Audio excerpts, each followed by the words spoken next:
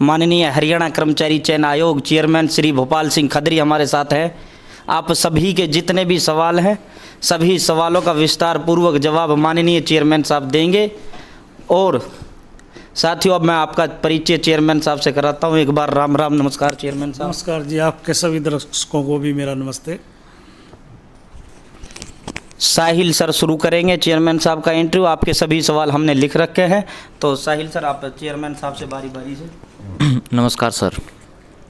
Sir पहला सवाल तो ये है कि जैसे सीईटी पोर्टल भी ओपन कर रखा है, इसके अंदर पोस्ट प्रेफरेंस फिलअप जो है तो सर प्रेफरेंस के अकॉर्डिंग नहीं फिलअप कर रहा, सीरियल नंबर के हिसाब से, जैसे 1 2 3 ऐसे नहीं करवा रहे। पूरी जैसे क्वालिफिकेशन है उसकी, जैसे ग्रेजुएशन है तो सारे सब्जेक्ट वो जो है पोस्ट फिलअप कर रहे हैं। तो ये सर कब, ये क्या मेंस के रिजल्ट के बाद पूछी जाएंगी, जो जैसे एक्साइज इंस्पेक्टर किसी को लेनी है, फूड सप्लाई इंस्पेक्टर लेनी है, इसके बारे में क्या सर? अभी तो जैसे ही वो अपनी क्वालिफिकेशन फिलअप करता है उसके सामने जिस पोस्ट के लिए वो एलिजिबल है ये रिफ्लेक्ट हो जाता है। जी सर। जैसा आपने कहा प्रेफरेंस नहीं आ रही है, अभी हमने सिर्फ पोस्ट भरने के लिए उसको ऑप्शन दिया है। जब हम 4 गुना बच्चों का टेस्ट ले लेंगे और उसके बाद जब हम डॉक्यूमेंट वेरिफिकेशन पे बच्चों को कॉल करेंगे तब हम पोस्ट की प्रेफरेंस और डिपार्टमेंट की प्रेफरेंस तब लेंगे, ना कि अब लेंगे। जी sir, thank you sir. Sir दूसरा सवाल ये है कि जैसे सीईटी में 4 गुना है कि 4 गुना जो है लेंगे, तो सर इसमें जो है कैटेगरी वाइज 4 गुना लिया जाएगा? एक तो पहला सवाल। पोस्ट में जो उसकी कास्ट की कैटेगरी वाइज है उसका 4 गुना लेंगे। एग्जाम्पल के तौर पे क्लर्क की 100 पोस्टें हैं, उसमें जनरल की 50 पोस्टें हैं, तो 50 गुना 4 200 लोग जनरल के लेंगे। उसमें बीसी की 25 पोस्टें हैं तो 25 चौका 100 बीसी के लेंगे। इस प्रकार पोस्ट प्लस कास्ट कैटावाइज जो है वो 4 टाइम लेंगे। जी सर, जैसे कि ग्रेजुएशन के मान लिया बहुत सारे ग्रुप हैं, ग्रेजुएशन के अंदर भी बहुत सारी कैटेगरी हैं, तो उसके अंदर एक ही ग्रुप के अंदर क्वालिफिकेशन भी अलग अलग है। जैसे किसी में ग्रेजुएशन के साथ में किसी का एक्सपीरियंस मांग रखा है, तो सर वो जो ग्रेजुएशन वाले सिंपल ग्रेजुएशन है और एक ग्रेजुएशन विद मान लिया एक्सपीरियंस है या कोई उनकी अलग क्वालिफिकेशन है, तो उनका भी तो सर उनका भी अलग अलग लेंगे, उनका भी 4 गुना लेंगे। वो फॉर्म भर रहा है, जैसे ही वो फॉर्म भरता है अगर किसी में ग्रेजुएशन के साथ कोई परसेंट की रिक्वायरमेंट है तो जैसे ही वो उस पोस्ट को भरेगा तो उसके सामने एक पीडीएफ खुल जाएगा कि क्या आपके नंबर ग्रेजुएशन में 60% हैं या आपके कॉमर्स के साथ बीकॉम के साथ आपके 60% हैं। तो इसलिए एक राइडर लगा हुआ है कि अगर उसके 60% नहीं हैं या एमकॉम की या उसकी जो भी रिक्वायरमेंट है तो वो अपनी पोस्ट ही फिलअप नहीं कर पाएगा। जी सर, ठीक है सर। अगला सवाल ये है सर कि जैसे 4 गुना ले लेंगे तो अभी कैंडिडेट जो है बहुत ज़्यादा कन्फ्यूज़न ये है कि हमें कब पता ये चलेगा कि हम 4 गुना में आ रहे हैं या नहीं आ रहे हैं, उनकी रैंक जैसे, या फिर उनको कब जो है वो पूरा विश्वास हो जाएगा कि आप मेंस का पेपर देंगे? जैसे ही हमारा पोर्टल 5 मई को बंद होगा फिर हम हर ग्रुप के लिए 4 टाइम की खोज करेंगे पोस्ट वाइज। मतलब जैसे आप एक ही ग्रुप में 10 पोस्टों के अगेंस्ट आपने भरा है तो इसका मतलब ये है कि अगर आप उस ग्रुप में पेपर दे रहे हैं, एग्ज़ाम दे रहे हैं, तो आप 10 पोस्टों का एग्ज़ाम दे रहे हैं, इसका मतलब ये है।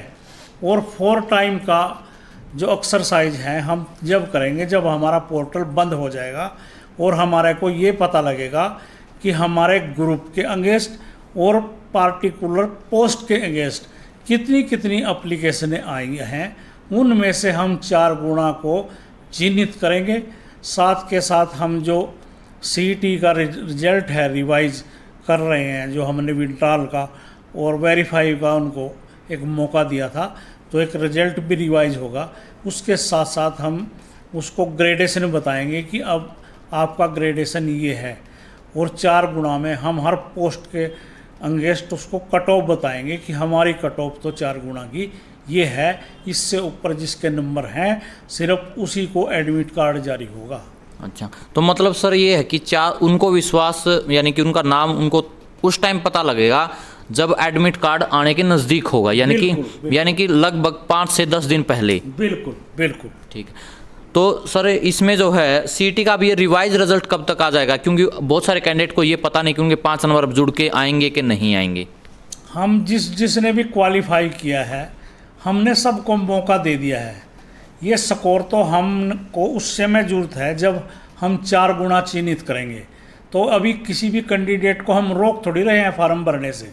अगर वो क्वालिफाई करता है, रिजर्वेशन कैटेगरी में उसके 38 और जनरल में उसके 47.50 से ज़्यादा नंबर हैं, तो वो अप्लाई करे। स्कोर का जान के क्या करेगा? अभी जब हम 4 टाइम लेंगे तो हम स्कोर बताएंगे उसको। चेयरमैन साहब, आपका एक इंटरव्यू कल प्रकाशित हुआ है, वो जो कल आपने दिया था आज प्रकाशित हुआ है, उसमें आपने एक बात बोली कि जिसने वेरिफिकेशन नहीं कराई है उस समय जब पोर्टल खुला था उसके 5 नंबर के बारे में बड़ा कन्फ्यूजन पैदा हो गया है। बच्चों के बड़े कॉल और मैसेज इस विषय मारे, चेयरमैन साहब से ये कन्फर्म करो जिसने वेरिफिकेशन नहीं कराई है। हमने लगभग 3 बार एक्सटेंशन दी है इसको वेरीफाई करने के लिए। जी सर। हमने ये कहा है कि आपने जो क्लेम किया है आप उसको वेरीफाई करेंगे, या आपने अनजाने में कोई नंबर क्लेम कर दिए हैं और वो आपके बनते नहीं, जैसे नॉन जॉब के हैं, आपने अपने आप को फादरलेस बता दिया, गलती से आप फादरलेस नहीं हैं, आपने आपको विडो बता दिया और अब आपने रीमैरिज कर ली है, तो हमने सिर्फ विड्रॉल का और आपने जो क्लेम किया है उसको वेरीफाई करने का ऑप्शन दिया था। और 3 बार हमने इसको नोटिस डाल के बार बार ये कहा है कि आप इसको अपने वेरीफाई कीजिए। इस दौरान भी अगर किसी ने वेरीफाई नहीं किया तो उसको उठा के हम जनरल कैटेगरी में ले जाएंगे।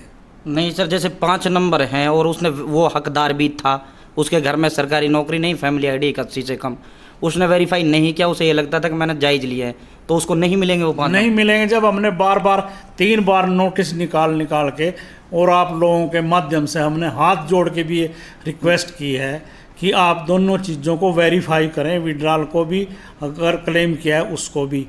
तो अगर आपने नहीं किया तो आपके नंबर कटेंगे। ये तो बहुत बड़ा वो हो जाएगा चेयरमैन साहब, इसमें बड़े तो हो बहुत जाओ, बड़े बड़े हो दायरे- जाओ तो हम कैसे मान लें कि हमने जब चांस दिए हैं 3 बार, अगर हम चांस नहीं देते तब ये क्वेश्चन उठता। हमने क्या पता, एक विडो है उस दिन सीटी का फार्म भरा उसने, उस दिन वो विडो थी, आज की डेट में उसने रीमैरिज कर ली है, तो वो 5 नंबर के से हकदार तो बाहर हो गई है। तो हम जिस दिन वो रिजल्ट आएगा और आप जैसा कोई कैंडिडेट अगर उससे 1 नंबर पीछे रह जाता है तो आप कोर्ट में जाएंगे, ये तो विडो नहीं है, इसने तो रीमैरिज कर ली थी कॉमन टेस्ट से पहले ही सीईटी के लिए। तो हम वो कोर्ट क्या आदेश देगा कि आपने इसको गलत नंबर दिए हैं, उसको सिलेक्शन से भी बाहर निकालेगा और आपको सिलेक्शन में ले जाएगा। तो ये एक्सरसाइज हम पहले ही क्यों ना कर लें। तो भाई एक बहुत बड़ी बात चेयरमैन साहब ने कही है, जिसने वेरीफाई नहीं कराया है चाहे वो हकदार था उसको 5 नंबर नहीं मिलेंगे। एक बहुत बड़ा सवाल, और बच्चे आपसे इसमें आशा भी करते हैं। आपका एक इंटरव्यू भी प्रकाशित हुआ था वो भी, और आप बच्चे के हक में रहते हैं। बच्चे चाहते हैं इस पे चेयरमैन साहब स्वतः संज्ञान लें। सीईटी क्वालिफाई को लेकर चेयरमैन साहब क्या? सीईटी क्वालिफाई का सर अब ये सवाल ही नहीं उठता, ये पॉलिसी मैटर है और ये सरकार ने ड्राफ्ट तैयार किया है, उसके एक्ट को आयोग या हम बदल नहीं सकते।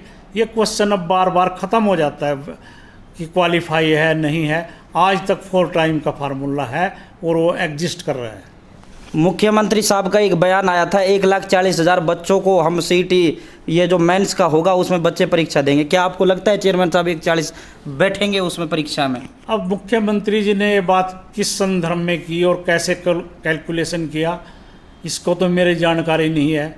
शायद उन्होंने एक जो 32,000 पोस्टें हैं उसका 4 टाइम कर दिया होगा, या 35,000 पोस्टें हैं 4 टाइम कर दिया होगा। पर मैंने जो फार्मूला आपको बताया कि पोस्ट प्लस कास्ट वाइज जो है 4 टाइम बुलाएंगे, उसमें काउंट कितना जाता है ये कहना अभी उचित नहीं है कि ये तभी होगा जब हमारी पोर्टल बंद हो चुका होगा और ये हमारे को पता लगेगा किस पोस्ट के और किस ग्रुप के अगेंस्ट कितनी एप्लीकेशनें आई हैं। चेयरमैन साहब एक 12th और ग्रेजुएशन लगभग 10-11 हज़ार पोस्टें हैं, उसमें तो कॉमन बच्चे जाएंगे, या हक तो बनता है 44,000 बच्चे आए 4 गुणा में, लेकिन वहाँ तो वही बच्चे रिपीट होंगे। दिक्कत तो यही है, इसलिए तो बच्चे सवाल उठा रहे थे चेयरमैन साहब इसको लेकर। क्या सवाल है इसमें? अगर हम हर पोस्ट के अगेंस्ट जैसे पहले फार्म भरवाते थे वैसे ही भरवाते फार्म, तो वो तो जो क्वालिफाई है, एक जेई बीटेक की है उसने जेई से, वो ग्रेजुएट भी है और जेई के लिए भी एलिजिबल है, वो ड्राफ्ट्समैन के लिए भी एलिजिबल है, यहाँ तक को छोटी से छोटी पोस्ट वेल्डर के लिए भी एलिजिबल है। तो वहाँ नहीं वो 4 या 5 पोस्टें भरता, यहाँ क्वेश्चन कोई ये उठता ही नहीं क्वेश्चन। ये तो बहुत अच्छी बात है कि हम सारी चीज़ों को क्लब करके उससे प्रेफरेंस मांगेंगे और कोई भी पोस्ट रिपीट नहीं होगी। आप 2 या 3 जगह सेलेक्ट नहीं होंगे, आप सिर्फ जहां प्रेफरेंस में आएंगे और जहां आपकी मेरिट स्टैंड करेगी आप वहां सेलेक्ट होंगे। ये तो बहुत अच्छी खुशी की बात है। अगर अलग अलग फार्म भरते तो एक बच्चा एक्साइज टैक्सेशन भी वही लगता, पटवारी भी वही लगता, फूड एंड सप्लाई इंस्पेक्टर भी वही लगता, और वो फिर वेटिंग के कैंडिडेटों के साथ मैनिपुलेशन करता कि मैं वहाँ से छोड़ रहा हूँ, बोल कितने पैसे देने हैं। तो इससे निजात पाने के लिए 1 टाइम 1 रजिस्ट्रेशन है और एक ही पोस्ट वो अवेल कर सकेगा। इससे अच्छी स्कीम तो कोई हो ही नहीं सकती। ना जी चेयरमैन साहब, इस जो आप बात आपने बोली है, इसे वास्तव में प्रदेश का जो युवा है ये खुश है। बहुत बेहतरीन ये आपका तारीफ योग्य कदम आपने ये उठाया और आप हमेशा ही बच्चों की वो रखते हैं। अब साहिल सर आगे सवाल पूछेंगे। सर एक सवाल ये है, जैसे कि 10 जुलाई इसकी कट ऑफ डेट थी सर, जो अपना सीईटी का फॉर्म फिलअप करने की, तो इसके बाद जो कैंडिडेट जैसे हरियाणा पुलिस दुर्गा शक्ति में या और कहीं पे ज्वाइनिंग हुई है बहुत सारे डिपार्टमेंट में, एचएससी में ही, तो सर उनको जो 9 जॉब के हैं वो 5 नंबर मिलेंगे या नहीं मिलेंगे? देखिए 12 जुलाई 2022 हमारी कट ऑफ डेट थी, तो नॉन जॉब के जो नंबर हैं वो स्टेटस उस दिन का देखा जाएगा, ना कि अब का। और एज का और जो सोशो इकोनॉमिक का उसका स्टेटस है, जैसे EWS का, क्योंकि उसका स्टेटस हर रोज़ बदल रहा है PPP में, वो दोनों चीज़ें अब जब वो फार्म भर रहा होगा वो देखी जाएंगी। कोई बच्चा ये नहीं कह सकता कि जब मैं सीटी का फार्म मैंने भरा या क्वालिफाई किया उस टाइम मेरी उम्र 42 साल से कम थी और आज मेरी उम्र 42 साल से ऊपर हो गई है। सीटी को भूल जाओ, सीटी सिर्फ क्वालिफाइंग टेस्ट था और 3 साल के लिए मान्य रहेगा। ये क्वेश्चन तो अगर वो 3 साल बाद भी आज की 2022 की सीटी पे फार्म भरता है और ये लगे कहने कि मेरी उम्र तो उस दिन 42 साल से कम थी, तो उसका ये क्लेम नहीं माना जाएगा। जो नॉन जॉब का है वो हम 12 जुलाई 2022 तक का उसका स्टेटस देखेंगे। तो सर ये जो इनकम का है, ये EWS का है, ये भी सर 10 जुलाई 2022 से? नहीं, ये लेटेस्ट देखेंगे। अच्छा, इनकम लेटेस्ट देखा जाएगा। जी, क्योंकि फाइनल ईयर जो है वो चेंज होने के बाद सबका स्टेटस चेंज हो जाता है। जी सर। तो सर ये जो फाइनल ईयर के जो स्टूडेंट हैं, जैसे 10 जुलाई के से मान लिया कोई 10 जुलाई को फाइनल ईयर में था, उसका रिजल्ट आ गया अगस्त सितंबर में 2022 में ही, यानी कि 1-2 महीने के बाद, क्या वो अब जो है ग्रेजुएशन वाले जो पोस्ट हैं उनमें एलिजिबल होंगे या नहीं होंगे? देखिए वो सीईटी का टेस्ट था और सीईटी में सी क्लास के लिए +2 और डी के लिए 10th हमारी रिक्वायरमेंट ये थी। अब जॉब ओरिएंटल जब पोस्ट वो भरेगा तो उसकी एसेंशियल क्वालिफिकेशन आज की डेट में क्या है हम वो लेंगे। अगर उसने हायर क्वालिफिकेशन प्राप्त कर ली है, कोई बच्चा BA फाइनल में पढ़ रहा था अब उसकी कंप्लीट हो गई है, तो आज की डेट में देखेंगे वो फॉर्म भर सकता है ग्रेजुएशन पोस्ट ग्रेजुएशन लेवल का, अगर उसके पास सर्टिफिकेट आ गया है। तो सर ये तो बहुत अच्छी बात हो जाएगी, फाइनल ईयर्स के स्टूडेंट्स जो है काफ़ी उनको फ़ायदा मिल जाएगा जो सीईटी की तैयारी कर रहे हैं। तो सर ये तो बहुत अच्छा कदम है। तो एक चीज़ और ये सर, जो हरियाणा पुलिस की भर्ती है, जैसे बार बार पूछे जा रहा कि ये कन्फर्म है ना सर कि इसी सीईटी के तहत ये जो है ये 5,000-6,000 पोस्टें जो हैं फिलअप कर दी जाएंगी? कुछ कैंडिडेट के मन में डाउट है कि कहीं ऐसा तो नहीं कि जो अगला सीईटी होगा उसके अंदर जाएं? नहीं, इसी में आएंगी। पुलिस की भर्ती की डिमांड हमारे पास आ चुकी है, 1,000 फीमेल कांस्टेबल और 5,000 मेल कांस्टेबल। सिर्फ जो रिक्रूटमेंट रूल्स हैं और भर्ती का जो सीक्वेंस है कि टेस्ट पहले होगा, पीएमटी पहले होगी, पीएसटी पहले होगी, डॉक्यूमेंट वेरिफिकेशन होगा। ये सीक्वेंस और जो उनके रहे हैं वो आने बकाया हैं, वो भी अगले हफ्ते तक आ जाएंगे और इसी सीटी के अंतर्गत जो है पुलिस की भर्ती होगी। तो सर ये जो मेंस का रिजल्ट, जैसे अभी एग्जाम्स जून में जुलाई में हो जाएंगे लगभग, तो सर इसका रिजल्ट जो है कब तक जारी, ऑलमोस्ट एक एक्सपेक्टेशन हम कर सकते हैं 2 महीने 4 महीने? 2 महीने मान के चलो, जब टेस्ट हो जाएगा उसके 2 महीने बाद। अब की बार हमने जो डॉक्यूमेंट वेरिफिकेशन का ऑनलाइन काम है हम इंटरनल कर रहे हैं वो, और वो भी हम तब नहीं करेंगे जब हमारी लास्ट डेट हो जाएगी। हम हर रोज़ जो व्यक्ति फार्म भर रहा है उसका डॉक्यूमेंट हम हर रोज़ चेक कर रहे हैं। हमारी 20 लोगों की टीम कंप्यूटर पे इसलिए लगी हुई है कि आज जितने फार्म आए हैं उनकी स्क्रूटनी हम साथ साथ करते जा रहे हैं। तो ये ग्रुप डी का जो पेपर है सर, ये एनटीए लेगी या फिर एचएससी? नहीं, एनटीए लेगी। तो सेम पैटर्न पे रहेगा सर? बिल्कुल सेम पैटर्न। ओके सर, तो बहुत बहुत धन्यवाद सर आपका, जो बहुत सारे कैंडिडेट के माइंड में डाउट थे। एकमात्र है मेरा प्रयास ये रहता है कि जो सरकार ने इंसान साहब की बात बीच में रोकता हूँ मैं। हाँ, जो ये कहते हैं क्वालिफाइंग के हक में नहीं है, ये जो क्वालिफाइंग के हक में है ना, अब 4 टाइम हम बुला रहे हैं, तो अगर क्वालिफाइंग भी करें हैं इसको तो मेरिटोरियस तो यही 4 टाइम है ना, लगेंगे तो इनमें से खाली खुश होने से क्या फ़ायदा है कि मैंने क्वालिफाइंग था, मैंने एग्ज़ाम दिया है, तो मेरिटोरियस तो बच्चे यही हैं। अब कोई लो मेरिट वाला जो सिर्फ क्वालिफाई है, बहुत कम चांस है कि वो सिलेक्शन तक पहुंच जाए। इसी क्रीम में से जाएंगे सिलेक्शन तक। चलो सर, वैसे मैं बता देता हूँ, मेरा प्रयास ये रहता है कि सरकार ने जो रूल नियम बनाए हैं या एचएससी ने जो नोटिफिकेशन निकाला है उसके हिसाब से मैं स्टूडेंट्स को बताता हूँ। वो उनके हक में नहीं होता तो वो फिर मेरे पे रिएक्शन करते हैं या मेरे एंटी बोलते हैं। डॉक्टर साहब एक प्रेरणा स्रोत है और सब आपकी तो उससे सर इसीलिए थोड़ा बहुत कर सरकारी नौकरी पाई है। जो तूड़ी होती है वो ढोते थे, जब फीस भरी सरकार पे भरोसा था ईमानदारी से नौकरी होंगी, सरकारी नौकरी पाई। बहुत 0 लेवल से उठे हुए व्यक्ति है। बहुत अच्छा। चलो सर, अब क्वेश्चन पे बात करते हैं। सर, आपकी नीयत पे कोई संदेह नहीं है, लेकिन सिस्टम में कमियां हैं और उम्मीद ये भी है कि आप बहुत ठीक कर भी रहे हैं। काफ़ी चीज़ों में आपने सुधार किए हैं। सोशल इकोनॉमिक पे आपने बहुत बढ़िया सुधार किया, मैं कह सकता हूँ यहाँ आपके पूरे 10 अंक बनते हैं। लेकिन कुछ चीज़ें अभी भी गलतियाँ हो रही है, खास करके फैमिली आईडी के इशू हैं, ये सरकार की तरफ से ही हो रहा है। बहुत सारे ऐसे जेन्युइन स्टूडेंट्स हैं जिनको क्लेम बनता है, बट उनकी फैमिली आईडी में इनकम ज़्यादा चढ़ी हुई है, और बहुत सारे ऐसे भी हैं जिन्होंने गलत तरीके से सरपंच से या कहीं से भी सिफारिश वगैरह से उन्होंने कम ले लिया, कम करवा लिया। तो ये चीज़ें हैं, थोड़ा सा हो सके तो इस पर कुछ हो सकता है। अगर इस पर तो सरकार से बात की जाए कि एक चांस उनको दिया जाए जिनका जेन्युइन हक बनता है। ऐसे भी कई केसेस आपके सामने भी आए होंगे कि गलती से 1 लाख की जगह 10 लाख चढ़ गई और ठीक नहीं हो पा रही है, तो अब वो स्टूडेंट कहीं नहीं जा सकता। आपके पास भी पता नहीं है कि वो 10 लाख वाला है कि 1 लाख वाला है। तो ये इस तरह की जो छोटी छोटी खामियां हैं, इस पे मैं आपका ध्यान दिलाना चाहता हूँ। सरकार की व्यवस्था है। हाँ, व्यवस्था और मैं टांग साहब बड़े खुले मन से स्वीकार करता हूँ कि जब कोई सिस्टम शुरू होता है उसमें कमियां रह जाती हैं। जैसे आपने कहा कि उसकी इनकम ऐसे शो हो रही है, कि ऐसे भी बहुत से उदाहरण जो है वो मुख्यमंत्री जी के और सरकार के पास आए हैं कि एक व्यक्ति प्रेस का काम करता है, उसकी इनकम जो है वो 1,80,000 से तो कम है, मगर उसकी बिजली का बिल 7,000 से ऊपर चला गया। तो उसने किया तो प्रेस के लिए था, मजदूरी का काम कर रहा है, मगर वो उस स्लैब से बाहर निकल गया।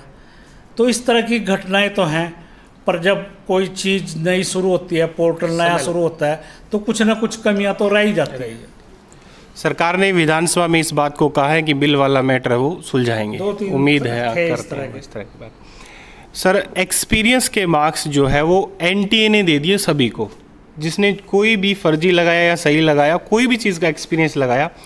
प्री में जब कोई पोस्ट ही नहीं है हमारी अब तक कि हमने कौन सी पोस्ट मिली है, तो मार्क्स लेने का कोई मतलब बनता नहीं है। तो प्री में एक्सपीरियंस के जो मार्क्स मिले हैं, और शायद वो किसी ने विड्रॉ भी नहीं किए होंगे, तो उस पे आपने ध्यान देने की ज़रूरत है।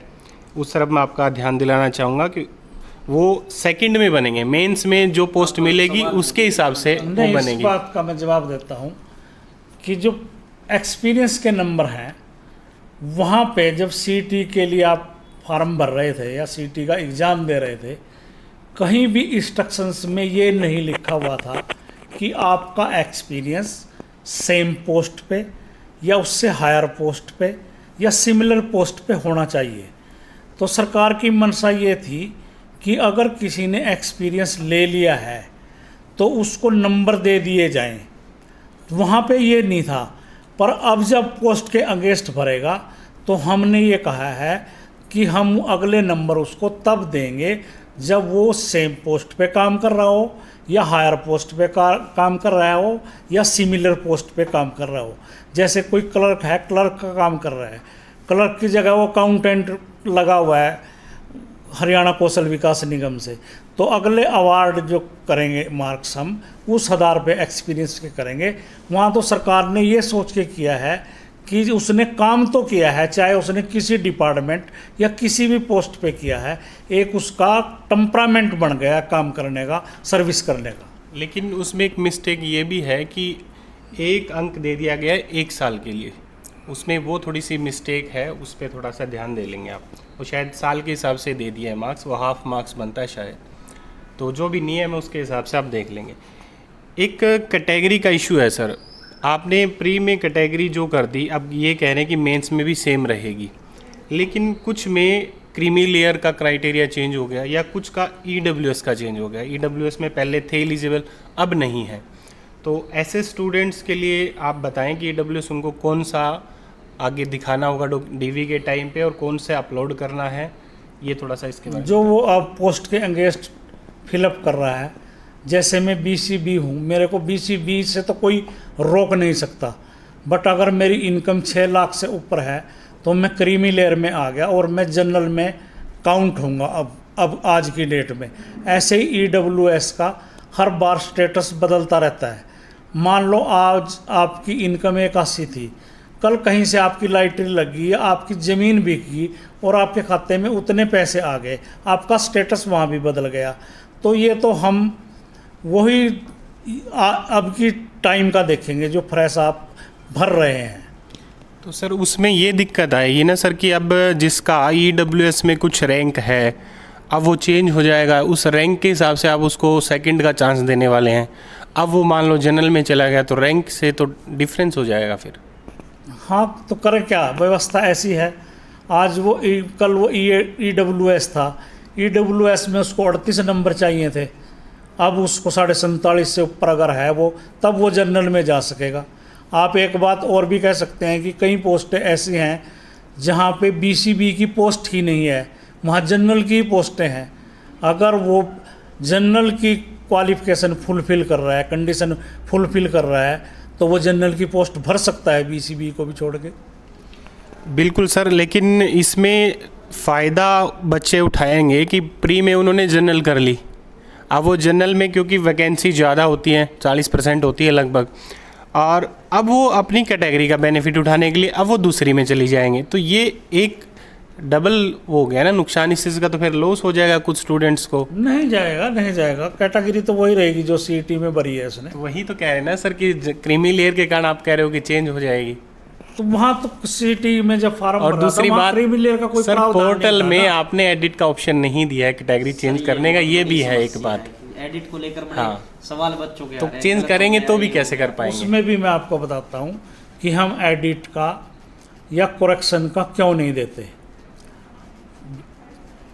सब बच्चे ईमानदार नहीं हैं, सारे कैंडिडेट ईमानदार नहीं हैं। बिल्कुल सर। जब वो अपने उससे छेड़छाड़ कर लेता है, मान लो उसने अपनी मदर के, फादर के या डेट ऑफ बर्थ में थोड़ी भी इधर उधर कर दी, तो उसका 2 फार्म भरे गए और 2 फार्म भरने के बाद एक पे उसने सीटर बैठा दिया, एक पे खुद बैठ गया। जहाँ स्कोर ठीक होगा वो दावा ये करेगा ये मेरा ओरिजिनल है। तो यहाँ बच्चे छेड़छाड़ करते हैं अपने डाटे के साथ, एक सोची समझी चाल के साथ। तो हमने इस चीज़ को रोकने के लिए कहा है कि अब वो डिलीट या एडिट नहीं कर सकता। सर 4 गुना वाला लगभग मैटर क्लियर हो गया, लेकिन एक डाउट अभी भी बना हुआ है। आपने बताया कि कैटेगरी के हिसाब से भी हम 4 गुना ले रहे हैं, ठीक है, आपने एग्जांपल से बता दिया, वो बात समझ में आ गई। और पोस्ट के भी 4 गुना हो गया, जैसे आपने बताया कलर की 100 पोस्ट है तो वो 400 बच्चे ही आएंगे, कैटेगरी के हिसाब से भी 4 गुना। अब इसके बाद बात ये आ जाती है कि ग्रुप में टोटल 6400 वैकेंसियाँ हैं ग्रेजुएशन में। आप जिस हिसाब से कह रहे हैं उस हिसाब से बच्चे ये समझ रहे हैं कि वही स्टूडेंट एक ही ग्रुप में अलग अलग में ही काउंट हो जाएगा, यानी लगभग ऊपर से ही 500-700 बच्चे ही सभी में चले जाएंगे। तो ये थोड़ा सा और क्लियर कर दीजिए कि एक ग्रुप में स्टूडेंट एक ही रहेगा, वो दोबारा से काउंट नहीं होगा, ताकि 6400 वैकेंसी पे लगभग 25,000 स्टूडेंट्स जो है नहीं वो दोबारा क्यों नहीं होगा, होगा। आप एक ग्रुप में 10 पोस्टें हैं, पटवारी की भी है, वहाँ ग्राम सचिव की भी है, इंस्पेक्टर की भी है, तो वो बच्चा तो 10 पोस्टों के लिए पेपर दे रहा है, अपनी कैस्ट और पोस्ट वाइज दे रहा है। पेपर सर दे रहा है, वो बात आपकी बिल्कुल सही है, लेकिन मैं जो कहना चाह रहा हूँ कि ज़्यादा स्टूडेंट्स को, आपने कहा भी ज़्यादा स्टूडेंट्स को हम चांस देंगे, इसलिए हम ग्रुप बना रहे हैं। फिर उस ग्रुप बनाने का तो वो फायदा सिर्फ एचएससी को हुआ, स्टूडेंट्स के लेवल पे तो उनको चांस नहीं है। प्रेफरेंस भी तो कहा ना हमने। हाँ, प्रेफरेंस के प्रेफरेंस और डिपार्टमेंट जब बताएंगे तो आप एक ही पोस्ट पे भर्ती होंगे ना। मैं आपसे 1-2 नंबर कम हूँ, मैं क्लर्क पे हो जाऊंगा, आप इंस्पेक्टर बन जाओगे। चलो धन्यवाद सर इंस्पेक्टर के लिए तो, बट मेरा कहने का मतलब ये है कि 15 पोस्ट है और 15 पोस्ट में ही वही बच्चे सभी में चले जाएंगे, तो पोस्ट तो उनको एक ही मिलेगी। तो इस तरीके से तो फिर 6000 पोस्ट है तो 24,000 स्टूडेंट्स तो हो नहीं पाएंगे कंप्लीट। ये मैं थोड़ा सा क्लियर करना चाह रहा हूँ। नहीं हो पाएंगे, वो अभी जब हमारी कट ऑफ डेट के बाद जब एप्लीकेशन आएगी उसके बाद ये एक्सरसाइज करके हम बताएंगे कि आप कितनी। चलो सर, मैं इस पे मैं सभी के सामने एक बात कहता हूँ कि इस मामले पे चिंता ना करें स्टूडेंट्स। हम सर को बहुत अच्छे से जब भी कर लेंगे एक्सरसाइज, उसके बाद भी सुझाव देंगे और एक अच्छा रास्ता स्टूडेंट्स के हक में ये लेंगे। ये मैं अपनी तरफ से कह रहा हूँ कि सर इस बात को ज़रूर मानेंगे। एक क्वेश्चन है सर मेरा, फार्मासिस्ट वाला मैटर आप तक पहुंच ही गया है और मैं ये भी मानता हूं कि उसमें कहीं भी एचएससी का कोई फॉल्ट है भी नहीं, वो पीछे से चलता आ रहा है।